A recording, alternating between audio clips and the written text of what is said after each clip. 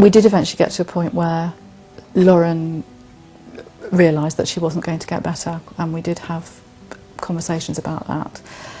She started talking in very general terms about death and dying, and eventually got to a place where she was able to talk about her own death. She's a very organised person. She liked to plan. She liked to know what was going to happen next. Yeah. So she then came out with a whole bevy of questions, didn't she, about what would happen next. Yes. I suppose the first of which was, well, what's it going to be like to die?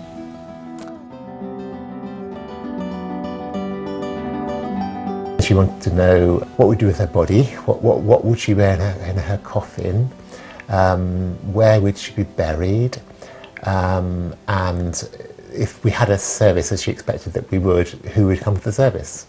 So there are all sorts of practical questions about, you know, how it was all going to proceed. We chose a coffin together from the internet, you know, and looked at different styles. And strange, you have conversations about things which people would never normally talk about, but in quite an ordinary way. Yes. And in the end, it was choosing a dress and a cardigan to wear in your coffin, and which toys you'd want, and where you would want to be buried. And we visited the place where she's now buried as well. It's a meadow, so there are no gravestones, and it was a lovely place for a picnic on that day, and it's a lovely place to go and visit for us now. It is, yes, yes. She was diagnosed at the end of her last year of primary school, started on a year of treatment for non-Hodgkin's lymphoma, and which it was the initial round of treatment lasted for about 3 months. Yes, I guess so, yeah. And was successful apparently, but she quickly relapsed and went into a second round of treatment, finally had surgery, then radiotherapy, and then no further treatment was possible. So she went into the period of palliative care. I was worrying about having to tell Lauren she was going to die from about a year before it actually happened. Long before I even knew that would be something that would happen. It was always a worry. And so when we got to that point of knowing that, yeah, this is in fact going to happen, my first thought was we need somebody to help us through this. We didn't want a repetition of a telling of bad news that was going to be traumatic. I'd kind of use a phrase about palliative care, really, that it's the Dickensian, you know, best of times, worst of times, because the time that you do have, you appreciate so much. It's very intense. There's a lot of emotion and feeling, but a lot of it's positive. It's not all negative.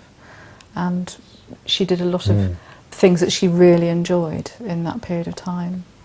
I did actually visit a local hospice, children's hospice, to look at that possibility, because I think still at that stage I was perhaps worried about, can I cope? But Lauren's choice was, I'm at home and I'm not going anywhere else now.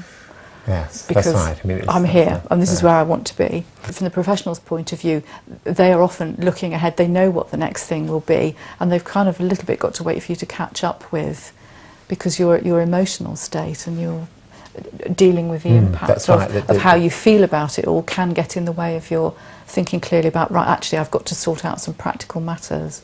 We felt able to be, as parents are, providing for your child, you know, looking after and providing for your child. And even though the kind of things you're providing, like, you know, morphine and oxygen, are a bit odd, that's just because of the circumstance. So it was really doing ordinary family things in an extraordinary setting, but still you felt as if you were just being a family.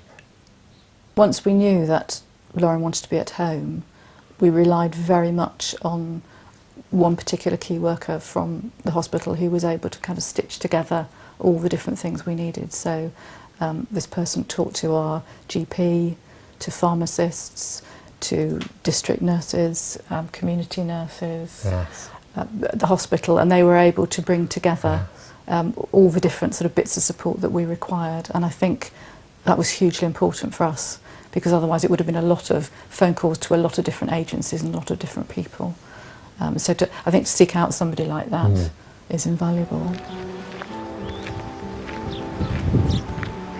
You know, don't be afraid to ask a question. You know, do we have to go to hospital for this? It was definitely a two-way street. You know, we were supporting Lauren, but she was supporting us, quite definitely, and was concerned about how I was coping, and, you know, would I be all right?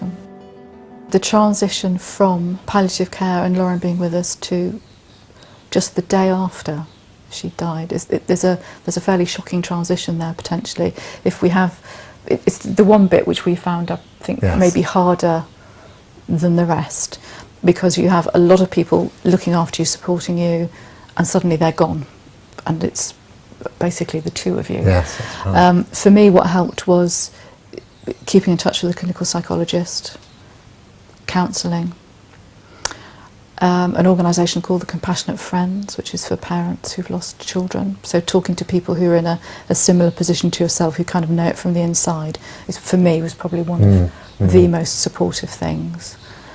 And being very kind to yourself in every possible way, and giving yourself time.